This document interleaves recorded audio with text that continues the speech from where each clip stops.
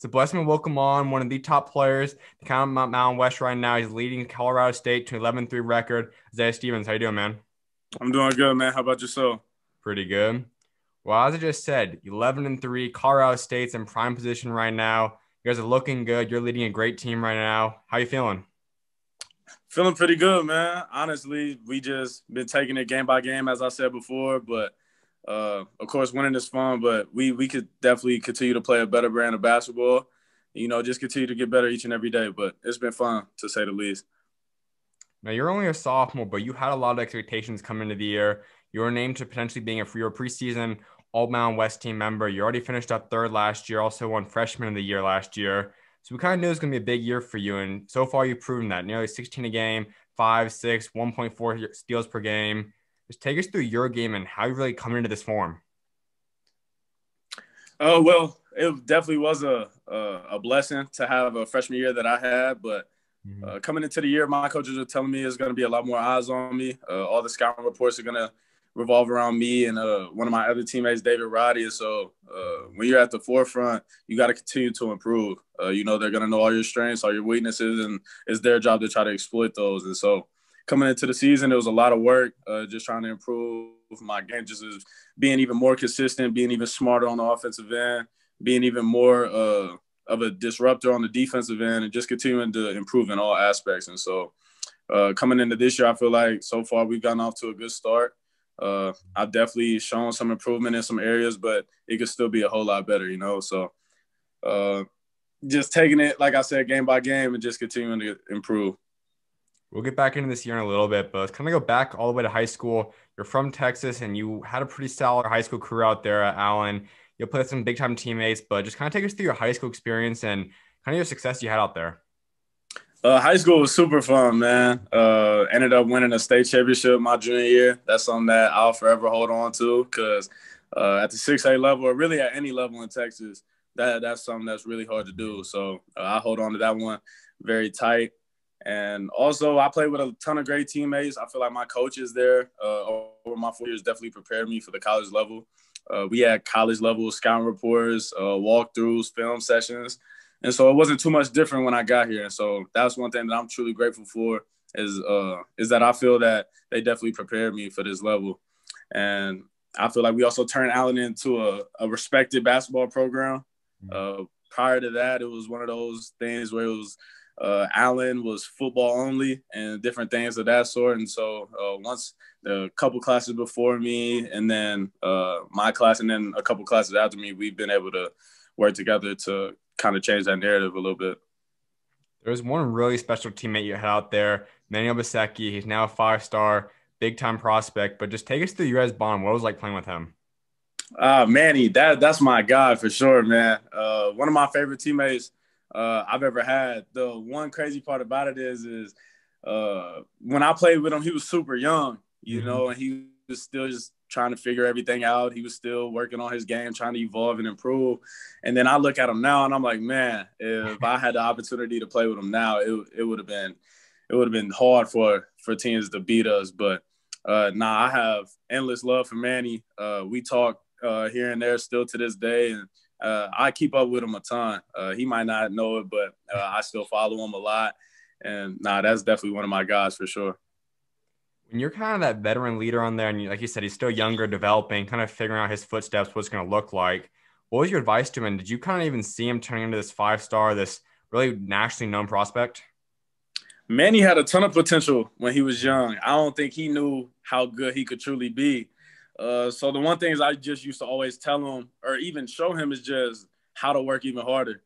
Manny had a great work ethic when I was there. And ever since he's gotten older, coming back in the summertime, I've just seen it only improve. Like Manny is a gym rat. He's always in there. And so just continuing to also stay positive with himself because when you're young, you go through a lot of ups and downs. Especially he was a freshman on varsity, I'm sorry. And so just going through a lot of ups and downs, trying to figure it out, playing a lot some games, not as much other games. I'm just staying positive and just understanding it's a process. We see often that there always are underrated players, and especially when you're a state like Texas, that it's overloaded with talent. We know the levels of how many great guys are out there.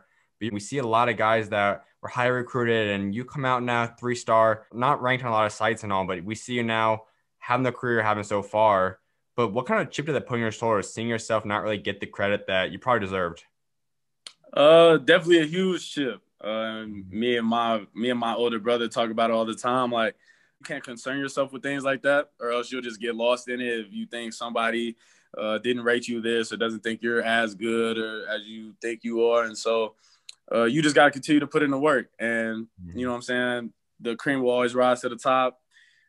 So just go out there and perform each and every day. When you get those big time matchups, you got to try to perform. When you get put on those big platforms, you got to be ready to come with it. And so I didn't try to concern myself with it too much in high school. Of course, being young and seeing all your peers and stuff get ranked this and that and get all these different write-ups and articles or whatever, it can kind of get to you. But whenever you have a good supporting system, which I personally had, which I'm thankful for, they just keep you grounded and keep you humble. And so you just got to continue to work and everything will take care of itself. Now, after we'll talk about your recruiting process in a second, but did you see yourself turning this guy that's going to be really the leader of a team in college? Do you see yourself already become this dominant this early on in your career back when you were in high school? Well, I always had extreme confidence in myself and my abilities, and that just comes from I know how much work I've put in. I know the things that I've sacrificed for this game, and when I got to this level, it was just go out there and be yourself, you know. And so, do I think that it was going to be everything that it's turned out to be so far? Probably not as fast, but definitely have myself competing at a high level. From the jump, honestly, I wanted to come in and contribute right away as a freshman. So seeing that isn't something that surprises me, but there are a couple of things that, you know, God just continues to bless you with, even though you might not be expecting it. You mentioned, obviously, being in Texas, this is a place where you're going up against the best of the best, and it's low with talent, low with type of dogs. But how would you kind of rise above that, become a guy that gets to go to college and kind of become a really pretty well-known player while growing up this Texas and having this much talent around you? Man, like I said before, you just got to continue to work. The cream will always rise, and I'm a firm believer in that. Even though you might not get the recognition you deserve right at that very moment, if you just continue to work, you know, everything will take care of itself. And so coming from a state of Texas, it's already a target on your back. Guys expect a certain level from you when you step out there on the floor. And, you know, I just feel like we got a different chip on our shoulder with guys from that area. So I've enjoyed it so far. I love standing up for Texas and representing the state out here in Colorado and in college basketball because, like you said, like we have a ton of talent. We got guys that's already touched the NBA that were in my grade. And so, and we have plenty more to come here in the next upcoming years. So it's definitely been something that I take great pride in. Have you happened to go against any guys that you're pretty close to from Texas, or just that you kind of became close friends growing up that you've got to go against in college yet? Oh, in college, I have played against one of my AAU teammates from my sophomore year. His name was David Nzekwesi. He played at University of Denver last season. Then he ended up transferring to Weber State for this season. So I played against him. And then another one that I played with growing up when I was probably in like 4th or 5th grade. His name is Isaiah Lewis. He plays at Northern Arizona. And so me and him were super close when we were young. So getting a chance to play against him was pretty cool. But outside of that, not as much as you would think with Colorado not being too far. Let's go to this recruiting process because you still did have quite a few big schools on the table. Mississippi State's in the mix for you, SMU, UTEP, a couple of schools in the mix. But what led to Colorado State? Why is this the place you ultimately chose? It was honestly easy for me, the coaching staff and just the overall family feel that I got from the program. When I was going through the recruiting process, normally maybe the head coach or one assistant coach will reach out to you to kind of keep tabs on you. But with Colorado State, it was literally every single coach on the staff reached out to me either once a week or a couple of times a week just to see how I was doing. And rarely ever did we talk about strictly basketball. And that was something that stood out to me. They checked on my family, even without me knowing.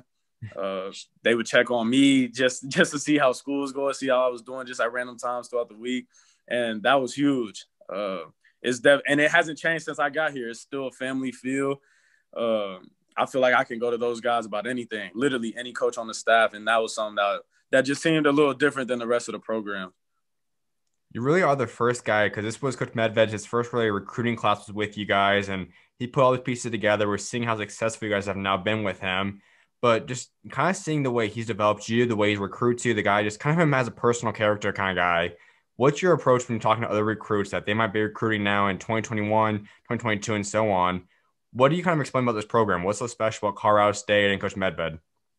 The one thing about our program is that we're super competitive. All the way from our head coach, every coach in between, all the way to the last player on the bench. Like our practices are super competitive. Everyone loves to win, and we're selfless. Our team motto is "Team Together," and so everything we do is for the ultimate goal of winning. Whether a guy goes off for 20 points or 5 points the next night, it doesn't matter. We're trying to win the game ultimately, and so when that's at the forefront of the program, winning takes care of itself, and then everyone gets recognition at that point, Mm-hmm. And so if you like to win and if you love to get better, another thing that our coaching staff prides themselves on is being able to develop players and being able to help guys get better as they go throughout the summers and the springs and the falls constantly, because when guys come in, they don't really get to work on their games as much. They just kind of get thrown into a system. But here, we do have a system, and guys have roles for sure. But we have individual workouts. We got great coaches that understand how the game is evolving, so they don't get stuck in their ways. They're trying to improve themselves, and they're great at getting guys better just over time. And so, if you want to get better and you want to win, Colorado State is a place to be. You come in as a freshman, you get settled, and you ultimately win the starting job, and you start every game last year. But kind of knowing that you're going to head in now as a freshman, a starting point guard, starting guard of a college, how was that kind of pressure put on you? How did you kind of handle that and get adjusted to being a starting point guard right away? Yeah, well, I didn't know I was going to be the starting point guard probably until a couple of days before our first game. So all the way up until that point, I'm just not really knowing what to expect. I'm just going hard in practice, trying to put my best foot forward, and hopefully, I was just hoping to be able to get some solid minutes and contribute in any way I can. And then ultimately I became the starter. And then once I found that out, it definitely felt like it was some more eyes on me than before. But you just got to stay confident, stay true to yourself, stay true to your game. One thing that my coaches always told me is you never have to go out there and be somebody that you're not. And that was something that really stood out to me. So just go out there and play my game. I'm a playmaker, and so that's what I do. I try to go out there and make plays. So that was something that kind of kept me at ease as the season progressed. And of course, over time, you get more and more comfortable as the games go along. So definitely watching the first game compared to the last game of the season was two totally different forms, but it was all good, worth the experience. If I would have told you 2 days before the season started that you're going to come away winning Mountain West Freshman of the Year, you're going to be on third team All Mountain West, what would your reaction would have been? Man, part of me would have believed you. Part of me probably would have been like, man, you're crazy, just because I am confident in myself, but I'm not arrogant either. So I don't like to just throw myself out there thinking I'm all this and all that without, even playing a game yet, So, but at the same time, I do understand that I have worked tirelessly for those kind of awards and accolades. So, like I said, part of me would have been like, yeah, you're 100% right. And then the other part would have just been like, man, I don't know. We'll have to wait and see. At what point in the season would you say you kind of settled down? You really started feeling comfortable running the offense and really kind of being a vocal point of this team? It was a game against Tulsa near Christmas break. It was a triple overtime game. I had a double-double in the game, first career double-double. And it was just one of those games where it was like, all right, this is a great opponent. We got to go out here and try to find a way to win. And it was kind of neck and neck the whole way through. Even coming down the stretch, we were trailing a little bit. So I just had to stay calm and stay confident, stay ready to go out there and make plays all throughout the game. And so that was probably to that point one of the better teams that we had played. And so to come away with that win, it was just a huge confidence booster. So you win that game. You have a triple double, have a career high in points and assists. Like it was just huge for me and my confidence. And then I honestly feel from that point forward, everything just kind of fell into order, and I was able to maintain a pretty high level of play. Last year really was the year people started saying the Mountain West is coming back. It's looking more like a dominant kind of conference once again. But it's kind of weird. We see a lot of guys like UNLV has always been up there. They've been always good. They're bigger name. New Mexico, a lot of these programs. We see San Diego State all of a sudden take over and have their historic year they had. You guys finished with a 20-win season. Just how crazy was last year just seeing how competitive it really became? The Mountain West is a super competitive conference, and I feel like people that don't really follow it too close don't really understand that to its full extent. Like we have a ton of pros. We have a ton of guys that are like older guys that understand college basketball and understand how to play and how to really impact the game in all facets of it. And so when you go out there, you got to be on your P's and Q's because anybody at any point can go make a play. And so, especially at the guard spot, I was able to learn a lot with guys like Sam Merrill and Malachi Flynn. Both went on to get drafted this year. And Jalen Harris as well, just going up against those guys twice a year. And then, it just was able to kind of just give everybody that feeling like, okay, you're going to have to bring it each and every single night if you want to be at the top of this conference. And the Mountain West is back for sure. And I feel like we've only picked up on it even more starting with this year, just looking across the board. So it's definitely super competitive out here. There's two games in particular I want to touch up on. One was November 26th. You guys go against Loyola. It's a big moment for you, especially the last shot of that game. Take us to that night, take us to that game, and that game-winning shot. Yeah, so Loyola, we was in the Cayman Islands at a tournament out there, a preseason tournament. And so one of my first few starts, I want to say it might have been either my third or fourth game, I want to say. Mm-hmm. So still very early in my career. Just going through, Loyola was a very good team, very experienced. They were veterans over there. And so they were just kind of just picking us apart. But as the game continued to progress, we made a couple shots here, made a couple shots there. Next thing you know, we get the ball down one off of a missed free throw that got tapped out of bounds and ended up being our way.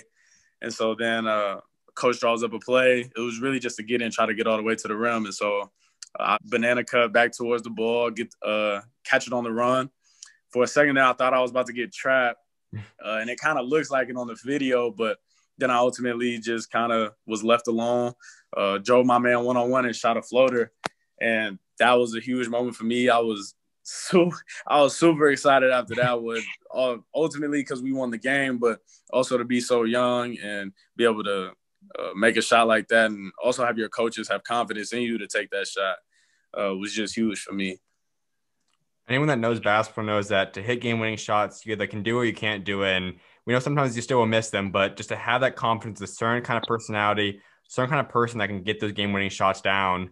Take us through that, though. When you have a play drawn up for you and you do it again, we'll talk about that next. But what's kind of your mindset when you head into this and the coach says, we want you shooting the last shot, game's on the line? What's going through your mind? More times than not, the main thing is just take your time.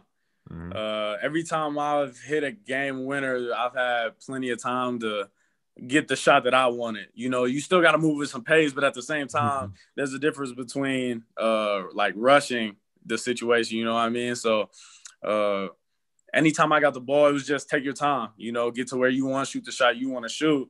And then I know how, like I said a million times probably already, I know how much work I've put in. And so when you're confident in your abilities like that, you feel like you can make any shot at any moment in the game. And, just go down there and all that's left to do is just bury it. We fast forward about 2 months later, January 29th against Nevada. You hit another game winner. Take us to that play. Man, that play was probably the one that ultimately kind of shifted my whole trajectory of the career, right? So just kind of similar situation. Jalen Harris comes down and hits a big three at the top of the key to put them up one, I want to say, again. Kind of run a similar play to catch it on a banana cut and just speed up the sideline and try to get all the way to the basket. But when I caught it, they ended up having a late switch. So the guy who was originally guarding me ended up taking somebody else. And it was only probably about 4 seconds and some change left. So as I'm getting it, my coaches are preaching to me during the timeout, like, just think about it, 1 dribble per second, right? Mm-hmm. And so I get it, and then I speed up the sideline, end up getting cut off a little bit. So then I go into it behind the back, right in the mid-range, and then I just raise up and hit the shot. And that one was huge because it was at home. We have this thing up here called Moby Madness, and usually when that term was going crazy, it was when CSU was winning a lot of games. And so for that to kind of come back and have the students rush the floor, that was just huge for our program. And everything after that was just kind of amplified. Like, we had more fans coming to games. We had more buzz around our name on campus, just different things like that. So that moment was huge also. So which one of those 2 game winners would you say is your favorite one? Man, I'll probably have to go with Nevada. Nevada was cool because it was at home. Yeah. The game was super competitive, just great players making great plays all throughout. Just big-time players just going at it. And so for us to win that game at home, we haven't beat Nevada for a while because they had the Martin twins there for a while. So, yeah, and then also that the students rush the court, that was something that I had never experienced. So all that wrapped into one, I'll probably have to go with the Nevada shot. And then things get crazy. We know COVID sets in, cancels everything. And then you guys kind of go through this whole summer, which we all kind of gone through. But you hear the awards come through, and you hear that you got Mountain West Freshman of the Year. You hear that you get 3rd team. How did you find out about those awards, and what was your reaction when you did learn about that? So I found out about them, I want to say, on social media primarily. And then my coaches ended up calling me and letting me know just to kind of confirm it. But on social media, I started getting tagged in a whole bunch of stuff. And so a whole bunch of articles were written about it. So that's kind of how I found out about it. But with COVID in the way, I wasn't able to like kind of share that moment with my teammates, so it was just kind of me and my family and then phone calls and different stuff like that. But it was cool all the same. Still a huge blessing. And I still have my trophy and my certificates and everything. So it's definitely something that is going to be in the history books forever. Each basketball player approached this whole COVID lockdown differently. We know some guys kind of focused in heavily on a certain aspect of the game. Some watched film, whatever it was, because you knew you guys were going to be locked in for quite a few months. What was the biggest thing you locked in on during this past COVID lockdown time? Man, we watched a ton of film. We had a lot of Zoom sessions with the film. So we were just breaking down a bunch of NBA players. Like, primarily, we was watching a lot of Chris Paul, Steve Nash, Damian Lillard was probably the top 3 guys that me and one of my coaches watched almost like every other day throughout the summer. So that was huge. And then just shots off the dribble, extending range, becoming even more consistent. As a guy who can shoot the ball, you can always shoot it better, and so being able to extend the range back a little bit so that way guys have to come and pick you up even closer to half court or full court, different things like that, which creates even more driving opportunities. So shots from deeper and then threes off the dribble is probably, I'll say, another aspect that we focused on a lot this year. Mention some guys you watch though, but is there one player out there you say you kind of compare yourself to, or you think you play a lot like, rather it be an NBA guy, a college, current, former, like who is that guy you think you kind of play a lot like? I tried to model my game after Chris Paul a lot growing up. That was somebody that I just have always admired.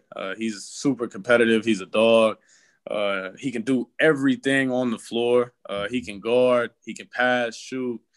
He takes pride in all the little things about the game. He's literally obsessed with the game. And I feel like when you kind of reach that level, that's when you start to achieve great things. And you hear guys like Kobe Bryant talk about stuff like that all the time. So that's something that I definitely admired about him. And that's somebody that I really look up to a lot is Chris Paul. So you guys get back on campus and you guys are going through all the COVID protocols. How have you adjusted to that? What was the team's kind of approach to this? What was it like just having to deal with all the COVID protocols that's been set for you guys? Man, we didn't know what to think. Everything was just so up in the air. We were never given like direct answers about certain things for like quite a while, just because our coaches didn't know either. So man, we was just talking to each other, just try to stay as ready as possible. We would go shoot at some outdoor courts. We would meet up and we would run a little bit, here and there.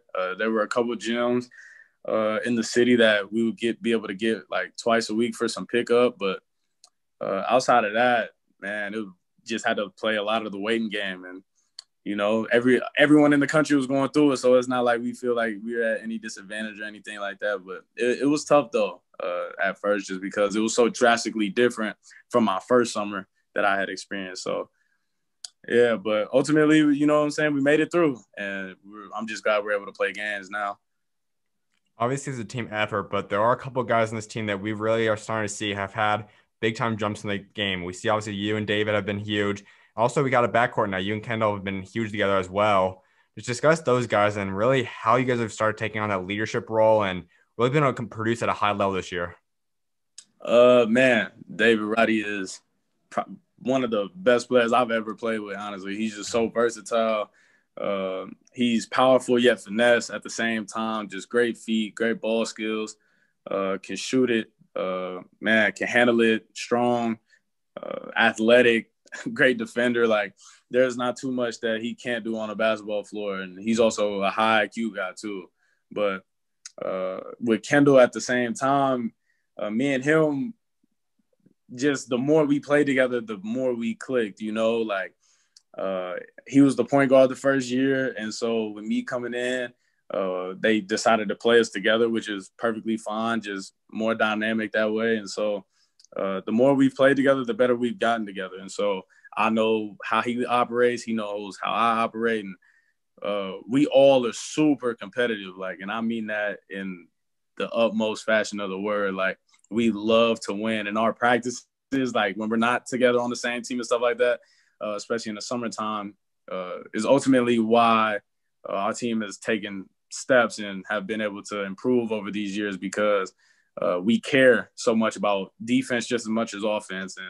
And we just want to win more than the individual accolades. And so we take that approach as leaders on the team. And so everyone else kind of just follows suit. And now when you got everyone on your team hungry to win and hungry to go out there and compete, that's when you start having some success. And so we've definitely done a good job so far, but we could be even better in our roles. And so it's definitely some room for improvement, and that's perfectly fine with us.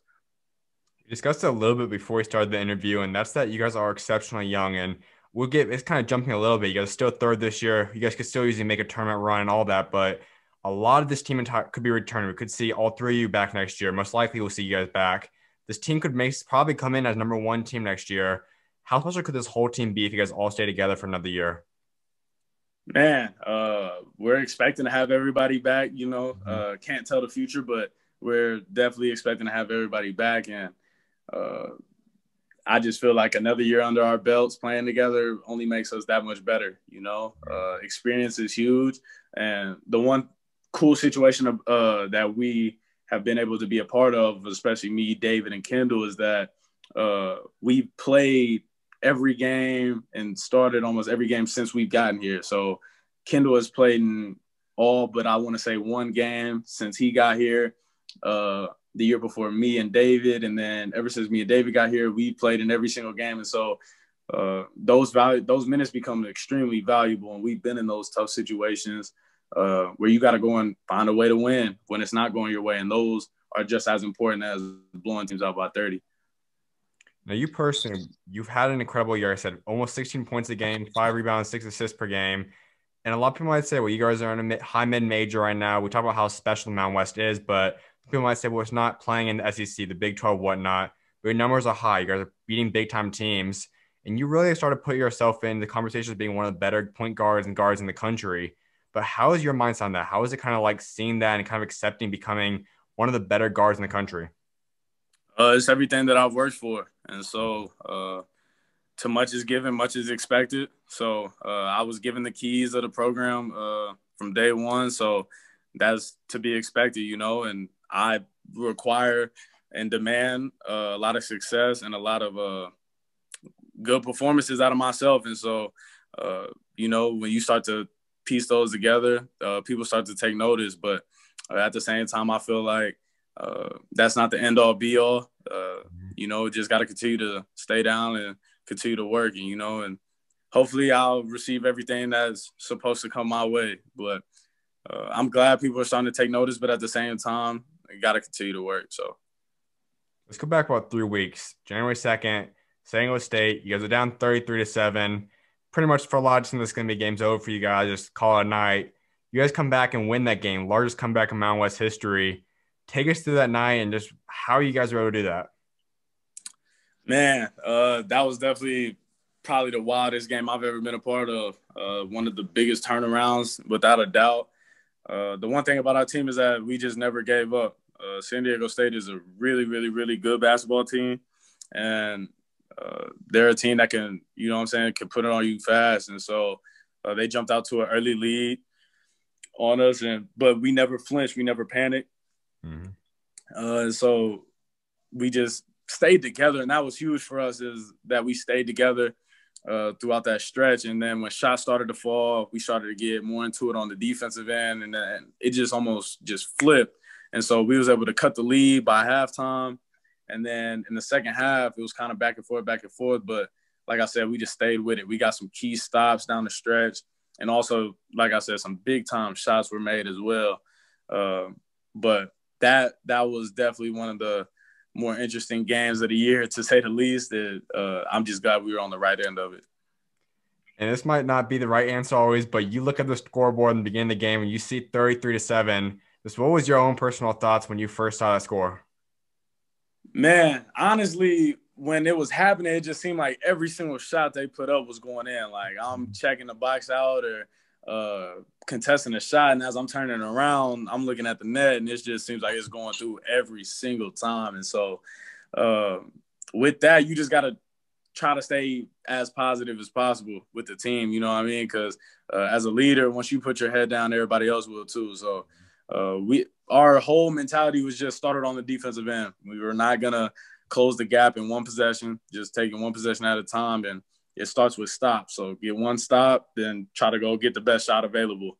Get another stop and try to get another great shot. And so all those things just started to add up over the course of the game. And ultimately, that's how we were able to pull out the win.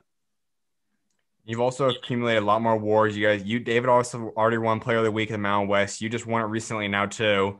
Just seeing how you guys are all kind of sacrificing. One guy might have a big week one week. You come out and have your week you had against UNLV twice. Just how's it like kind of embracing that and seeing each one of your teammates succeed throughout this year?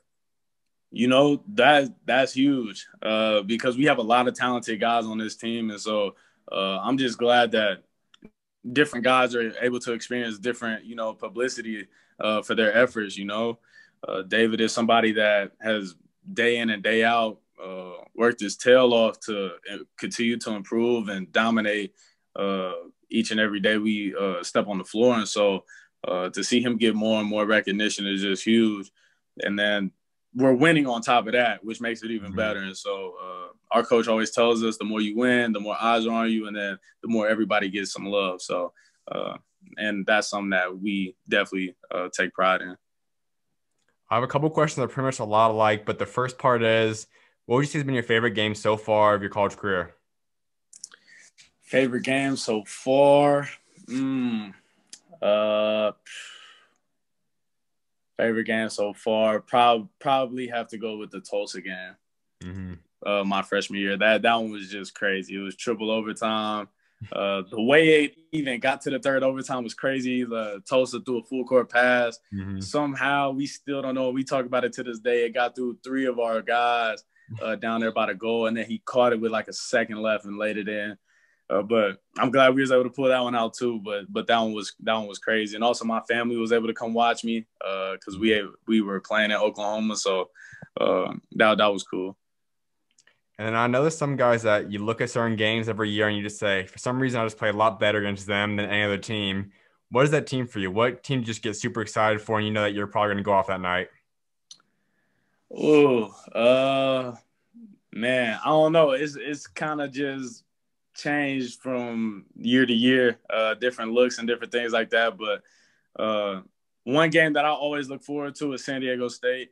Mm. They're a huge team in our conference that's had a lot of success long before I even got here. So that's a team that we're trying to, get our program to be like. And so always competing for an NCAA bid. And so I get up for that game for sure. Last part to this question is when you talk about all these different big time guards, last year you talked about 3-point NBA guards you got to go up against. This year, there's countless other big guards you've gone against. Who's the guy you most enjoyed going up against, though? Let me think. One of the guards, Bryce Hamilton from UNLV, was really good. He shot it lights out here a couple weeks ago.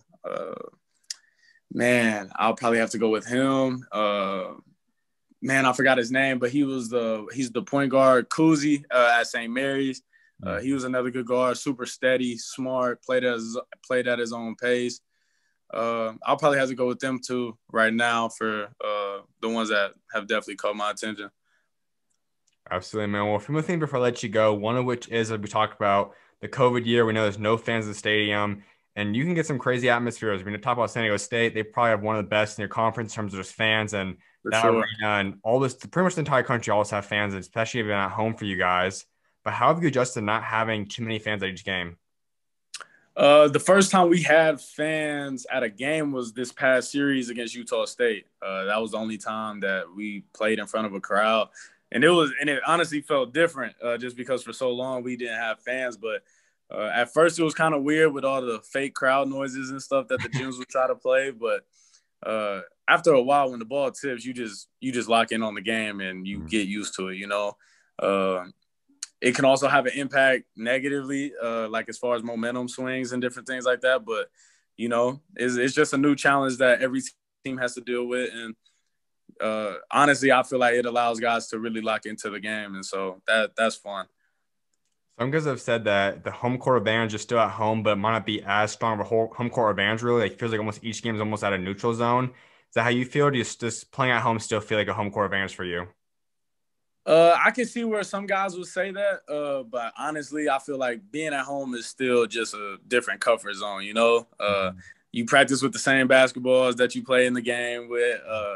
You have your home routine. You can just be in the comfort of your own environment. So it's definitely still a little bit of a home court advantage, but I would agree it's not as much as it would be with fans. Absolutely, man. Well, a few things before I let you go, one of which is discussing legacy. And I know all guys ultimately want to create that legacy, both on and off the court. So when you do step away from the game someday, what do you ultimately want to remember for? Man, I just want to be remembered as obviously a great basketball player, but somebody who cared a lot more than just about the game. Somebody who had a deep faith in Christ, Lord Jesus Christ himself. And so when someone comes up and talks to me, I'm able to be well versed. It's not just about basketball. We could talk about almost anything, and I want my faith to be something that people notice about me. And so that's huge for me. And then also just somebody who cares about the next generation and is trying to help in any way possible to help somebody else avoid the mistakes that I might have made or somebody that I know has made. And so it's not just about me. You kind of led me right in my last topic I want to touch up on, and that's faith. And I know as a believer too, that God obviously impacts each one of our lives in different ways. But where would you say has been the biggest time you've seen God work in your life so far? Oh man, for sure with my mom. My mom has battled breast cancer on two different occasions.